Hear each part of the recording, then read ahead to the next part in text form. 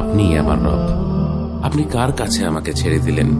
এমন অচেনা মানুষদের কাছে যারা আমার ক্ষতি করতে চায়, নাকি এমন শত্রুর কাছে যাকে আপনি আমার চেয়ে অধিক শক্তি দিয়েছেন?